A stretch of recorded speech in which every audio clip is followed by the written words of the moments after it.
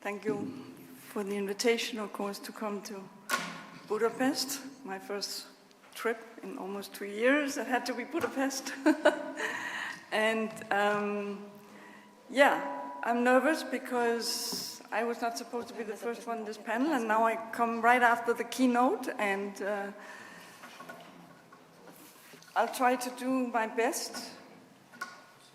I am going to talk a little bit about concepts of non-territorial autonomy,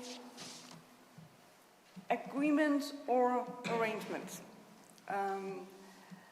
This actually was a fixed task that I was asked to work on by the editors of the German yearbook of international law, and I was asked to present, which was then delayed, of course, but I was asked to present on concepts of non-territorial autonomy, and ideally also trace a little bit the historical developments, which I also do in this paper. But I'm going to speak to Francesco's early statement in his presentation when he talks about the fact that non-territorial autonomy comes in many nuances, I think you called it. And this presentation, therefore, is not about how to solve the big conflicts of the world. This is very much into the trenches of non-territorial autonomy and very much in terms of the autonomy part. So the way I see non-territorial autonomy and participation, for instance, is that there is internal participation, which is the autonomy part, and there is external participation, which in a sense is the law of minority rights. That's how I see it. So I'm going to look specifically here at how do minorities use that power which they get in different degrees and levels. And in the first part of the paper, which I will not spend too much time on, I talk a little bit about the history. I trace the concept back to the Middle Ages to what was called the Magdebur Law, which is sort of the first instance that I could find, at least in Europe, whereby autonomy laws are actually given to Christian traders moving into the Polish-Lithuanian Commonwealth, meeting the existing Jewish communities, and therefore getting special rights for both groups from the local and regional rulers. So, and then I trace it further on to the millet system, which I think all of us are very familiar with. And then I trace it briefly into the more ethnocultural and linguistic version, which came much later and which I think we will hear much more about in this conference in the theories of Karl Renner and Otto Bauer. And I'm not going to go into that. The paper is coming out next month, I've been told, in the yearbook. So what I really would like to get to is that there has been no sort of, if you will, and I'm talking about the 20th century application of Ncaa. I know Francesco was saying it's blooming in the 21st century, but I would argue that most of these actually are 20th century evolutions that created after World War II, of course. And we have to remember that at the end of First World War I, basically many of those claims that came from the Austro-Marxists evaporated and became the minority rights treaties.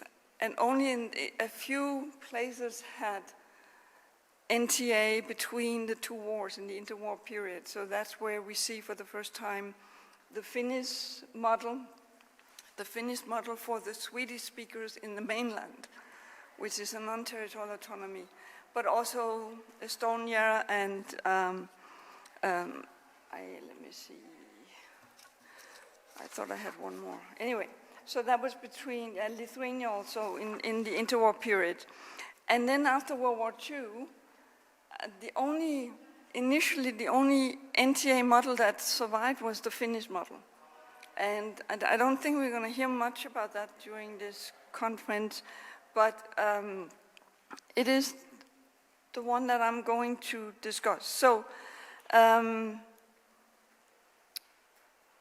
the study of Ncaa in nuances or different models is actually very limited.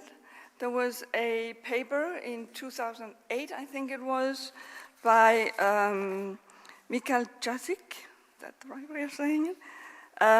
Where he tried to categorize or make a typology that consisted basically of 3 layers.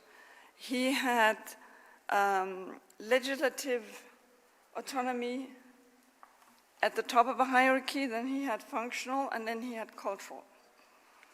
And it was a good beginning, I think, because at that time we didn't even have these different levels or this hierarchy. And hierarchy there is. I mean, this will also be part of my conclusion.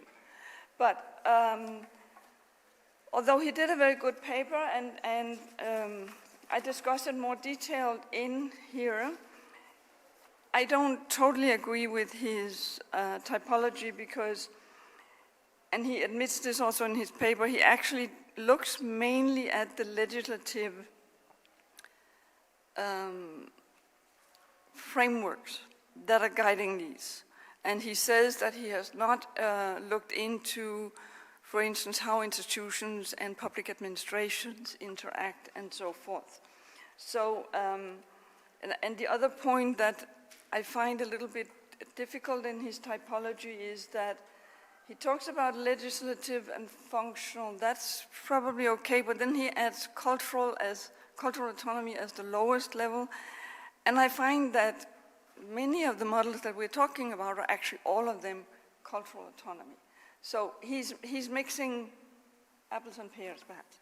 Anyway, what I then decided to do was to follow a little bit his system of creating a hierarchy, or what I call different degrees of autonomy, and then I came up with these 3, in my estimation, useful conceptual designations: traditional, let me just get my traditional, administrative, and functional.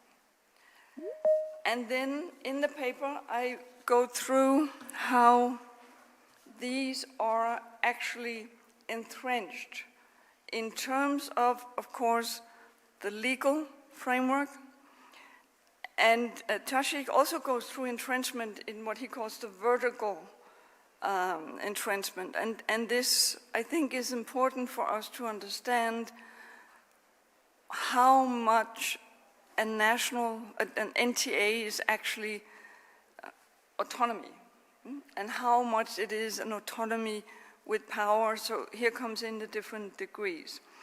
So in the paper, I put up these 3 different types, and I then analyze them in terms of the system or the model in Hungary, the one in Finland that I mentioned before, which goes back to 1920 and is the Ncaa of the Swedish-speaking people living in the mainland. So this is not the territorial autonomy of the Åland Islands, which is very different. And then the functional one, I use my own knowledge from the region where I'm living and working, which is Schleswig-Holstein, and because I've been able to follow it and see how also it has developed from the 20th century into the 21st century. And the idea was then basically to set up some indicators. So very briefly, traditional Ncaa, which I think is the closest version to Karl Renner's model, perhaps, is, in my argumentation, based on the comprehensive legal agreement, which guarantees autonomy rights, which prescribes institutional frameworks for a group of juridical persons constituting a legal entity and enjoying corporate rights in the traditional Ncaa type. Okay, and the indicators that I use for that particular one at first, before I will get to the table in a moment. The indicators for traditional Ncaa are self-organization in terms of collective agency, self-administration or management, self-decision powers, and then also the absence of state interference in at least private matters. So these are just basically the indicators that I was trying to use, which actually are indicators I have developed in a different study, which I will talk about later this afternoon. Of course, also the Hungarian model and all Ncaa models also have to follow the general human rights and minority rights regimes of the given state where they are found. So my argument basically is that this traditional model, I think we find in Belgium, Hungary, Serbia, Slovenia, Estonia. Russia is a little bit debatable. Okay, so the next model is the administrative model, and here I have to say it's not really my terminology. It's actually provided very well by Marco Succi. I don't think he's coming, is he? But it's also based on several of his works, but an article from 2008 also where he talks about how the Swedish speakers of Finland have the right in sense to participate in the administration of their own rights. Huh? So they don't have the same way great autonomy rights that we see in Hungary. In Hungary, it's the law on national minorities. In Finland, it's also a major piece of legislation, but it's a language law. So the administrative version is very different in the sense that they participate together with public administration in implementing their own rights. And this, in addition to Finland, I argue is also available as a model in Norway, Sweden, and Canada. And I'll go quickly now because we don't have a lot of time, but the third one then is functional, and functional Ncaa is something which I'm sure you've all heard about or read about in your studies. Functional Ncaa is based primarily on private law actors and institutions exercising their minority rights. So, in a sense, it's much more an arrangement than it is an agreement. And as one scholar has argued, it's sort of the area where opportunity and pragmatics come together. A German legal scholar, Hans-Joachim Heinze, already, I think, back in '98, he mentioned this. So similar to the administrative version, the functional version, in a sense, is based on a cluster of rights that these beneficiaries have in terms of their ethnocultural, right to ethnocultural identity, whereas the more comprehensive one in Hungary is fully implemented in what I call a comprehensive piece of legislation.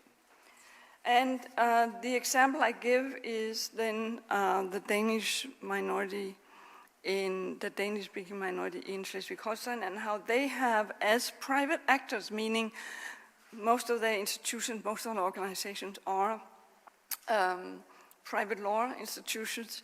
Of course, all private law institutions have to abide by public rules on, of course, on non-discrimination and all the other human rights that are set as part of the rule of good law.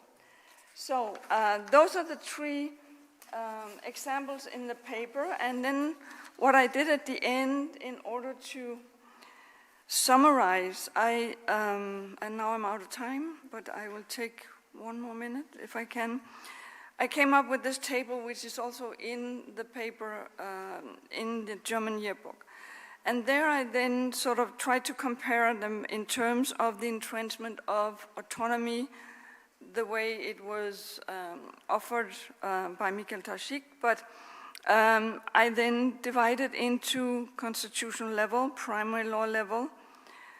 Then I look at the implementation and the institutional framework, and of course the autonomy of the institutions, because that's really what I think is important. The non-interference by government, other than, of course, abiding by general rule of law prerogatives, the freedom within the institutions to act on their own, whether it's by actually deciding a piece of legal legislation or just making a program or a plan. And then I also look at whether there is reason to argue for shared competences and the depth of these competences, which has very much to do with the idea of entrenchment. And I look at the nature of the competences for each of these, and you can see them here. I know it's very small print, but it will come out in bigger print, I hope. And then on co-governance, I decided that would be very important, because how much influence, now I'm in a sense looking at also the participation, the external participation that I mentioned in the beginning. How much can an Ncaa institution, model, member beneficiaries actually participate in co-governance of the state, of society? And here, as you can see, I came up with the fact that all three are at the level of consultative institutions only, which makes them rather weak. And then I have, from previous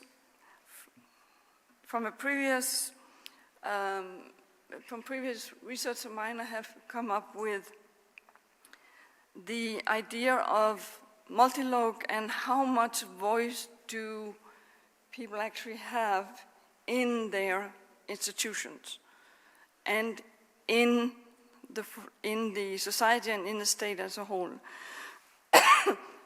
And I'm basically, in this previous work, arguing that you can have full voice, you can have medium voice, and you can have non-voice. Okay, so an example of non-voice would be probably the Estonian law on Ncaa from 1995 or something like that. Whereas full voice is basically only in territorial autonomy. And then the last thing I want to say, which I found very interesting between these models, is that the Hungarian model has a perspective or an aspect of duties, which I believe is in the law on national minorities. And it's very interesting because you don't find it in the other ones. There's basically no mention in the Finnish legislation on duties, and certainly in the German example from Schleswig-Holstein, it's purely voluntary if ethnocultural groups, minorities, want to get together and actually form an NTA, and they wouldn't even call it an NTA, but if they have several organizations that they put together under an umbrella organization and they have internal, if you will, autonomy, they can do it, but there's no obligation on them, whereas in Hungary there is an obligation on the NTA organizations to actually perform a duty, to take over some of the state's public service deliveries. I mean, all three examples, I think, pertain very much to public service delivery and how ethnocultural groups want the public service delivery to fit their group because they don't want to be put under the umbrella of the majority. Huh? So this is the non-assimilative kind of approach. But only one has this aspect of duties, and I find that very interesting. So basically what I end up arguing is that the entrenchment, vertical entrenchment, is very high in the case of the Hungarian system and the Hungarian law, which of course is a piece of legislation that both recognizes the groups and gives them collective rights. The Finnish model is more medium in terms of entrenchment, and it's in a sense in the word administrative. It still allows for bottom-up action and so forth. They also recognize, but they're recognized on the basis of individual rights. And then you have the system in Schleswig-Holstein. I call it medium, and I'm sure some would dispute this with me, but they are recognized, and they are recognized on the basis of individual rights. But again, very different. Two of them are on the cluster of rights. One is on a very comprehensive piece of legislation. So, on this, I think I'll conclude. Thank you.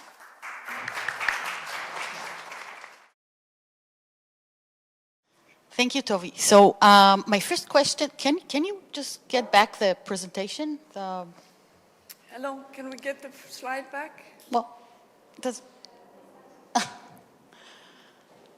Yeah. Okay, never mind. Just my question is about the Finnish model. So thank you.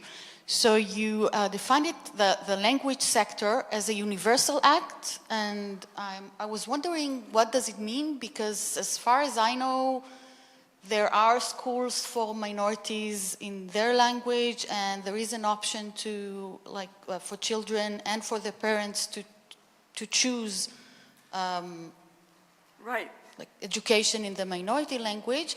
That's the first question. And then my second questions relate to the quasi-voice. Like, if you can elaborate more about what does it mean to have a quasi-voice? Quasi-voice, yeah. Okay, good. First, by universal act, I'm referring to the fact that there is a language law in Finland. And I don't know if there's anybody here from Finland among us, but it's universal in the sense that it pertains to all speakers of Finland. It has, of course, so it's universal because it's a language law that provides for both Finnish and Swedish as official languages. Right. And then in the legislation, it's then devised or described how this is going to become, for some, what you might call minority rights. But basically, it's a universal act that pertains to all members of society in Finland. So it's not like the Hungarian law, which has very specifically prescribed which groups can enjoy that law within Hungary. So, yeah, and quasi-voice is between the full voice and the non-voice in the sense that it comes from the Canadian scholar James Tully, who talks about this multi-logue, and he talks about that all members of society should have a voice. Right. And ideally a voice in their own language, so they can participate equally by speaking their own language, okay? This, of course, is, even in Canada, difficult. But what he's trying to say is that if they cannot participate fully, it gives, of course, it creates problems of misrecognition and exclusion and so forth. So in that sense, quasi-voice indicates, at least to me, that this particular group, the Swedish speakers in Finland, they have some voice within the state system, within the whole system of the state But it's apparatus. limited. But it's limited because, for instance, it's only consultative. Right. And, you know, governments can decide to listen to consultative ideas, or they can just turn their back to it. I mean, this is the real issue, I think, with minority protection, is that the government has the power. And even if you set up a consultative system, which is done in many, many countries, it's not always that the speakers in that consultative body, whatever it is, however it looks, are actually getting through to the decision makers, are not always listened to. So it's a little wishy-washy, I know. It's quasi between the two, but it's sort of saying they have a voice, they have an organization where they can talk. In Finland, they actually have they have their own parliament, they call it, assembly, I think it's called. But it cannot decide any laws. It can only give suggestions to the government. And then they can decide internally for how they want to run their own institutions. Thank you, Tove. It's very helpful. If you can please pass the microphone to Francesco, I think he has a question. Only if we have time, do we? Yes, please. Yeah. All right.